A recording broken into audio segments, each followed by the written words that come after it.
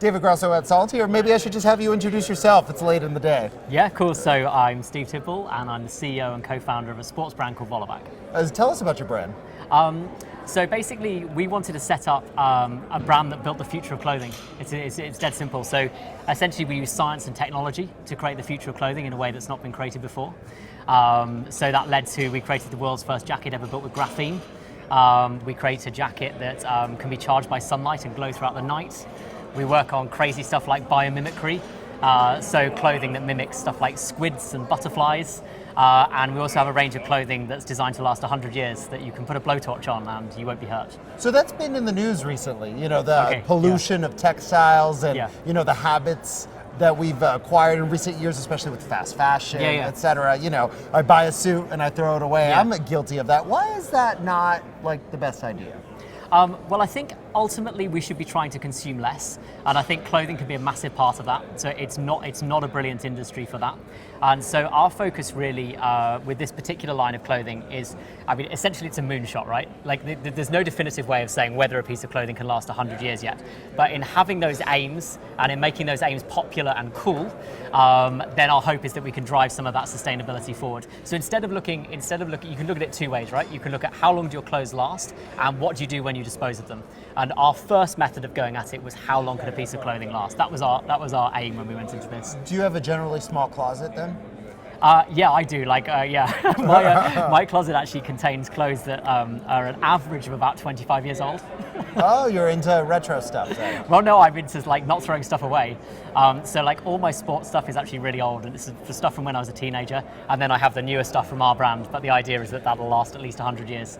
Do you think, another thing that's been in the news a lot is local manufacturing, right? This whole idea that we're dependent on China, Southeast Asia, Bangladesh recently for textiles. Do you see a lot of that industry ever coming back to countries like the United Kingdom or the United States? Well, certainly we have a really strict policy on it, which is all of our stuff is made in Europe. So we try and make as close to home as possible. I would hope that there is a return at some point. I think the problem at the moment is there isn't massive transparency around supply chains. I think if every company had to make a video of every step of their product being made, then I think stuff would be done quite differently. So our aim as our brand, so I can't really talk for others, is basically to make as close to home as possible. In the UK, that's really, really hard because the stuff we make is so technical. We have to go to Europe, but we go very close. We go to Portugal, we go to Italy, we go to Switzerland. So that's how we make our stuff. So what advice do you have for entrepreneurs? Generically. Generically, yeah. Not everyone's going to make biomimicry clothing, right? But there are a lot of people in your space who have good ideas, who want to disrupt the big brands. What's your advice for them? I think have a really interesting story to tell that you tell really honestly. I think that really matters these days. I think that matters hugely. I think actually being who you say you are and carrying that through, and I think basically transparency and provenance are going to become absolutely critical.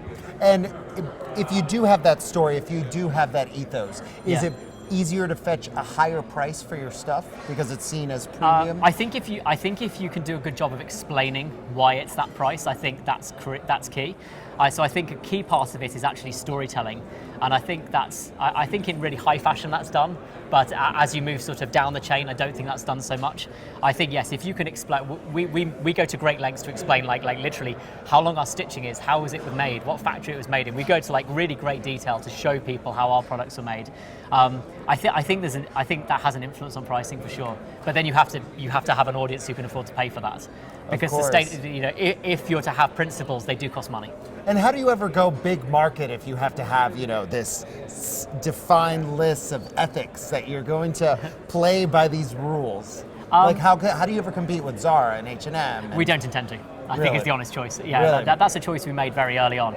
So we're building a business that's scaling really fast and experiencing really strong growth. But we've never said we're going to be whatever these guys are, $5-10 billion company. But there is space for you. There's a niche there that you can occupy. I think there definitely is. So essentially our focus on day one was basically build the future. The thing is, you have to see where that takes you, and so we remain open to what that does for us. We're not trying to be a small mom and pop brand in a garage. We are trying to grow big. I think there's an inevitable sense of scale that you can reach if you have ethics, and I think those would be challenges. But I think we're 5 to 10 years away from having to worry about those at the moment.